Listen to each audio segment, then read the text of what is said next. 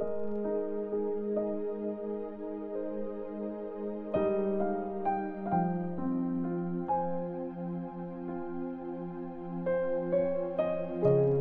chapter 11. Teaching tungkol sa prayer. Isang araw, nagpe-pray si Jesus sa isang lugar.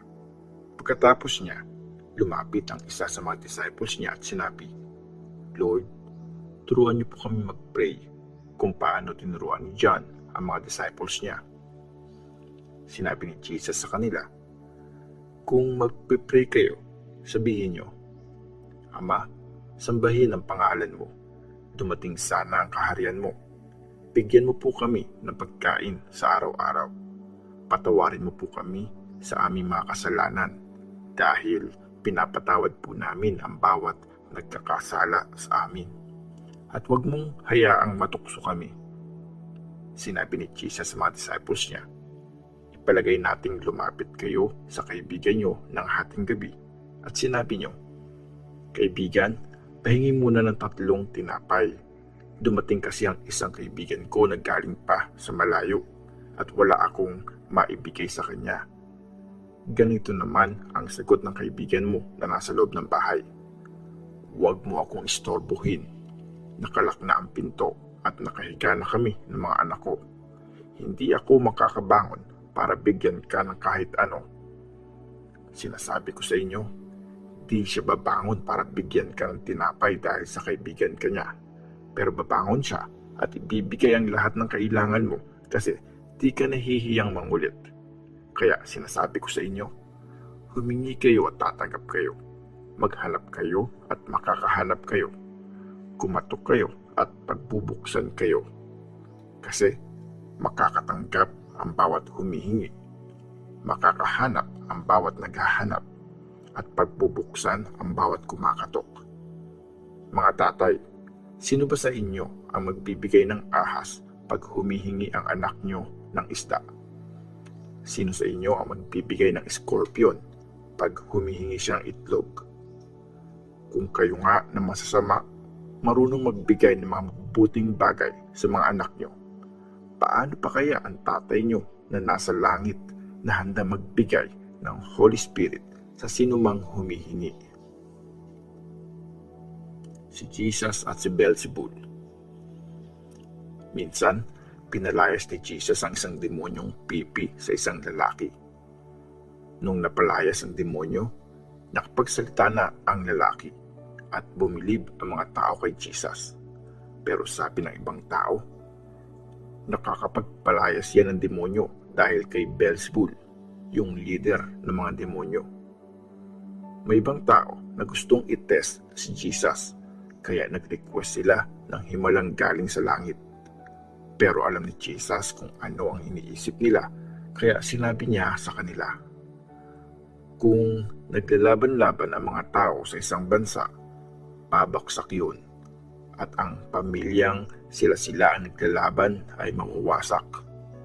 Kung kinakalaban ni Satan ang sarili niya, paano mananatili ang kaharian niya? Sinasabi niyong nagpapalayas ako ng demonyo sa kapangyarihan ni Beelzebul. Kung nagpapalayas ako ng demonyo sa tulong ni Beelzebul, sa kaninong authority nagpapalayas ang mga tagasunod niyo? Sila na rin ang magpapatunay na mali kayo. Nagpapalayas ako ng mga demonyo sa kapangyarihan ng Diyos. Ibig sabihin, dumating na ang kaharian ng Diyos sa inyo. Pag kumpleto sa armas ang isang malakas na tao at binabantayan niya ang bahay niya, safe ang property niya. Pero pag inatake at tinalo siya ng mas malakas na tao, kukunin sa kanya ang mga armas na inaasahan niya at paghahati-hatian ang mga property na inago sa kanya. Ang hindi ko kakampi ay kalaban ko, at ang hindi ko kasamang nag-iipon ay nagkakalat.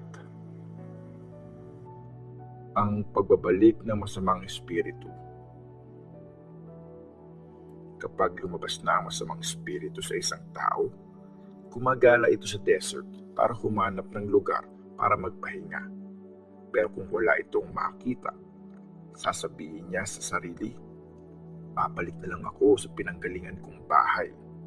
Tapos Pagkatapos, makikita niyang malinis at maayos na ang bahay. Kaya aalis siya at magsasama pa ng 7 espiritu na mas malala pa sa kanya. Tapos, sama-sama silang titira doon. Kaya mas magiging malala pa ang lagay ng taong yon kaysa nung simula. Ang tunay na pinagpala. Habang nagsasalita si Jesus, may babaeng sumigaw mula sa crowd. Pinagpala ang babaeng nagbuntis at nag-alaga sa iyo. Pero sinabi ni Jesus, mas pinagpala ang mga nakikinig ng salita ng Diyos at sinusunod ito. Hinanapan si Jesus ng himala. Nang dumadami na ang mga tao, nagsalita si Jesus. Napakasama ng mga tao sa panahong ito. Humihingi sila ng himala pero walang ipapakitang himala sa kanila except ang himalang nangyari kay Jonah. Kung paano naging sign si Jonah sa mga taga-Ninive, magiging ganun din ang Son of Man sa mga tao sa panahong ito. Sa Judgment Day, sasaksi ang reyna ng Sheba laban sa mga tao sa panahon na to kasi naglakbay pa siya mula sa malayong lugar para marinig niya ang husay ng katuruan ni King Solomon. Pero tingnan nyo, meron dito na mas dakila pa kay Solomon. Sa Judgment Day, tatayo ang mga taga-Ninive at ididi nila kayo kasi nagsisi sila nang marinig nila ang preaching ni Jonah. Pero tingnan nyo, meron dito na mas dakila pa kay Jonah. Ang ilaw ng katawan. Walang nagsisindi ng ilaw, tapos itatago lang ito o ilalagay sa ilalim ng bowl. Instead, nilalagay ang ilaw sa tamang patungan nito para bigyan ng liwanag ang mga pumapasok sa bahay. Ang mata mo ang ilaw ng iyong katawan.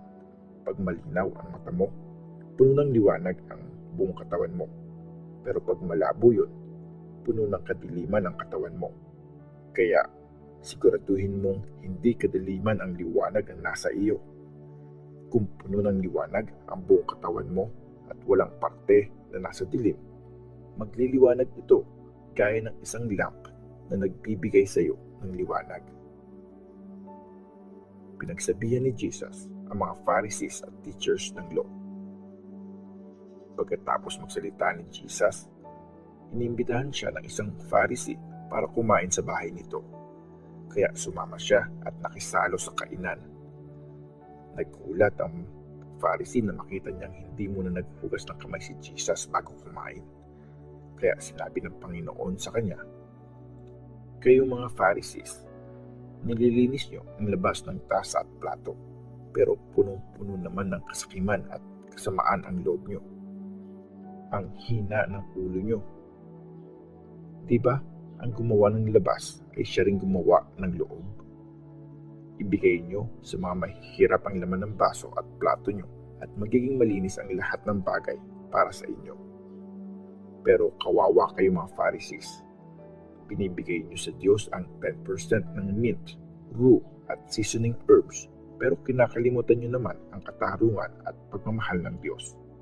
Ito ang dapat niyong ginagawa, pero huwag niyong kalimutan ang iba. Kawawa kayo mga Pharisees. Gustong-gusto niyong umupo sa mga upuang VIP sa mga synagogues at pag binabati kayo sa mga palengke, kawawa kayo para kayong mga libingang walang lapida na nilalakaran ng mga tao na hindi nila namamalayan. Sinabi sa kanya ng isang teacher ng law, "Teacher, pag sinasabi niyo ang mga bagay na ito, iniinsulto niyo din kami." Sumagot si Jesus, "Kawawa din kayo mga teachers ng law. Pinapapasan niyo sa mga tao ang mga mabibigat na dalahin, pero di niyo man lang maiangat ang mga daliri niyo para tulungan sila. Kawawa kayo. Pinagawa niyo pa ng magagandang libingan ng mga prophets na pinatay ng mga ancestors niyo. Kung ganon, pinapatunayan niyo na payag kayo sa mga ginawa ng mga ancestors niyo.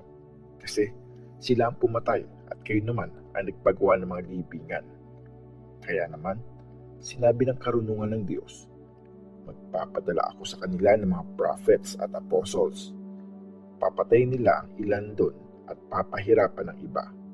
Kaya mananagot ang mga tao ngayon sa pagpatay sa mga prophets simula pa nung nilikha ang mundo.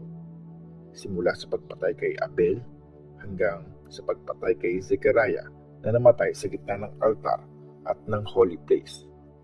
Oo, sinasabi ko sa inyo, paparusahan ang mga tao sa time na to dahil sa mga pagpatay na yon.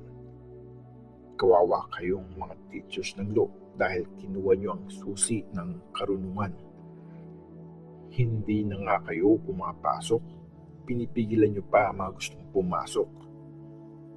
Nang lumabas si Jesus, binatikos siya ng mga teachers ng law at ng mga Pharisees at tinanong siya tungkol sa maraming bagay. Nag-aabang sila para mahuli siyang nagsasalita ng mali.